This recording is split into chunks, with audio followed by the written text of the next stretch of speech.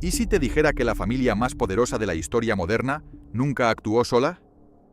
No me refiero a políticos, no me refiero a reyes, me refiero a algo mucho más antiguo, mucho más silencioso. Hay símbolos que llevas viendo toda tu vida y que nunca te han explicado del todo. Hoy vamos a hablar de los Rockefeller, de la masonería y de la línea que los une. Quédate, porque lo que viene después no lo vas a poder ignorar. Imagina que hay una red invisible que conecta los bancos más grandes del mundo, los medios de comunicación más influyentes, los gobiernos más poderosos. ¿Coincidencia? Quizás. Pero hay algo que me llama la atención. En 1913 se fundó la Reserva Federal de Estados Unidos. ¿Quiénes estaban detrás? Familias, banqueros, apellidos que hoy siguen apareciendo en los titulares. Ese mismo año, John D. Rockefeller Jr.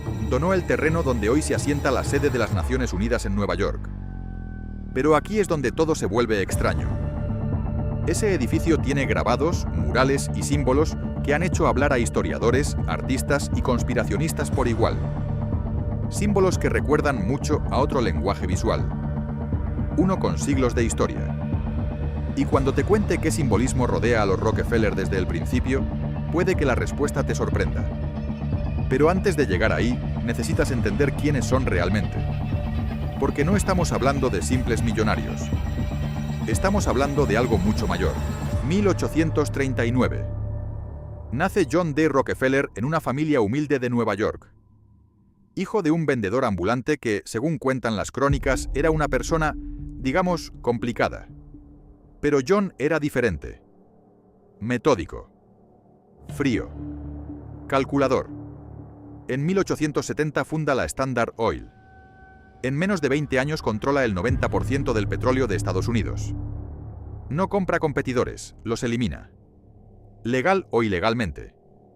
El resultado, el primer monopolio global moderno. Quoro, el gobierno termina por desmantelarlo, pero aquí viene lo que pocos saben. Al dividirse la Standard Oil en decenas de empresas, Rockefeller se convirtió en el hombre más rico de la historia.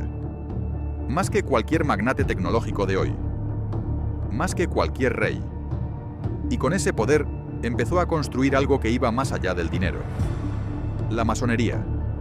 Palabra que genera reacciones inmediatas. Unos la ven como una simple fraternidad histórica. Otros como la estructura invisible del poder mundial. La realidad es esta. Existen documentos, listas, nombres, presidentes, reyes, generales, jueces, empresarios, todos con una cosa en común. Eran masones. George Washington, Benjamin Franklin, Winston Churchill, Harry Truman, 14 presidentes de Estados Unidos confirmados. Su simbolismo está en todas partes. El ojo sobre la pirámide en el dólar. El obelisco del centro de Washington. El diseño en cuadrícula de las calles de esa misma ciudad. ¿Decoración? ¿Arte? ¿O algo deliberado? Porque lo que viene ahora cambia todo, cuando empezamos a mirar a ambos mundos al mismo tiempo. No hay una prueba directa que diga, los Rockefeller son masones de alto grado. Eso hay que dejarlo claro. Pero hay algo que los investigadores llaman coincidencias acumuladas. El Centro Rockefeller de Nueva York fue construido entre 1930 y 1939. Sus murales fueron diseñados por Diego Rivera, quien incluye imágenes que han sido interpretadas como símbolos masónicos y ocultistas. Rockefeller terminó por destruir los murales. El propio Rivera declaró que la familia estaba incómoda con ciertos elementos. Y esto no es coincidencia.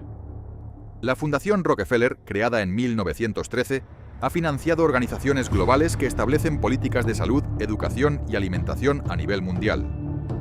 Y sus vínculos con el Consejo de Relaciones Exteriores, el Grupo Bilderberg y la Comisión Trilateral son documentados, no teoría. Estas tres organizaciones tienen algo en común: se reúnen en privado. Sus agendas no son públicas, y sus miembros incluyen prácticamente a todos los líderes occidentales de los últimos 70 años. ¿Es eso masonería? No necesariamente, pero el principio es el mismo: hermandad selecta, reuniones secretas, influencia global. Y hay un símbolo en particular que nadie ha sabido explicar del todo. David Rockefeller murió en 2017 a los 101 años. Era el último de su generación.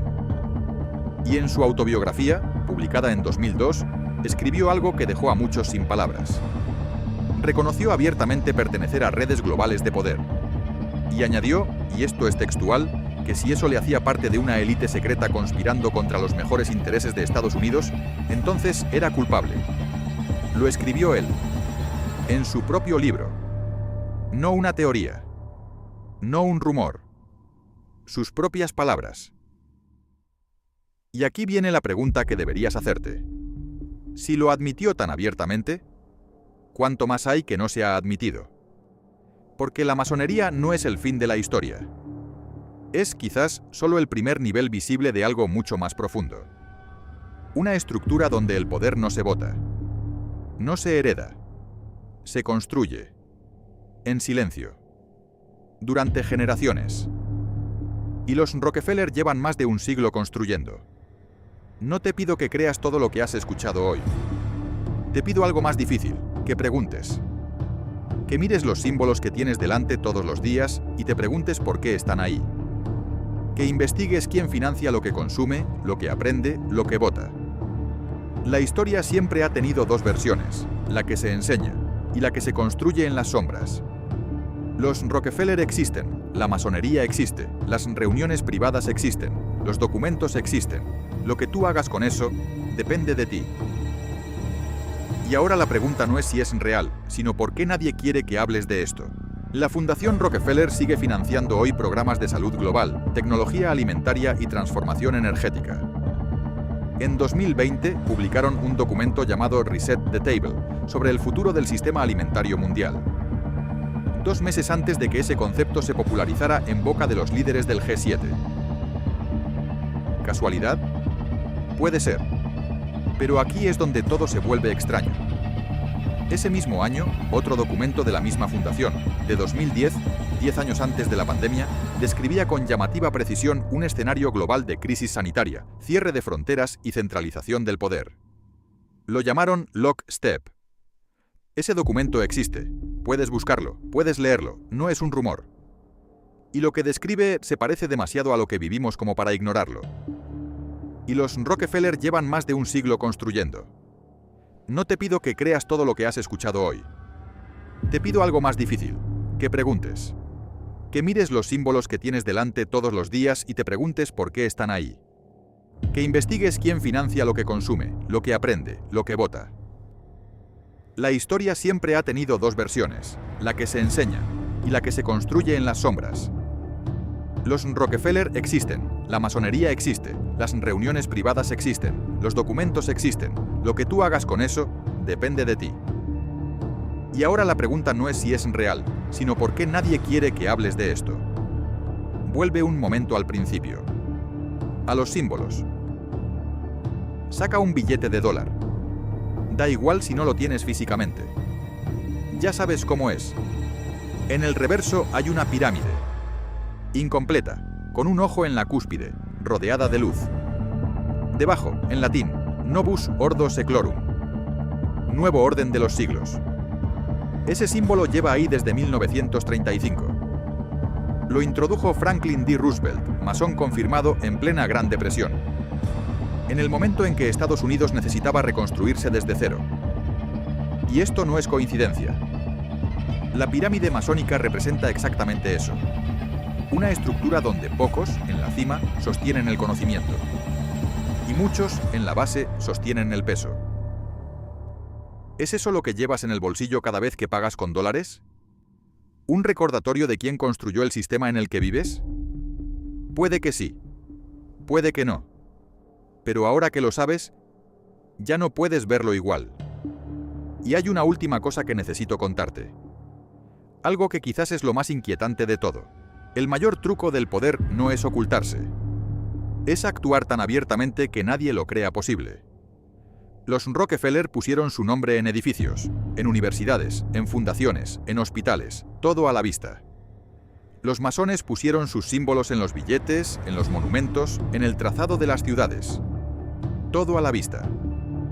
Y sin embargo, aquí estamos, descubriéndolo como si fuera un secreto. Quizás el secreto más grande no es lo que se esconde, sino lo que se esconde a plena luz. sabiendo que la mayoría no mirará. Tú hoy miraste. Y eso, en este mundo, ya es un acto subversivo. Si este vídeo te hizo pensar, compártelo. No para convencer a nadie, sino para que otros también miren. Porque el conocimiento que no se comparte también es una forma de control.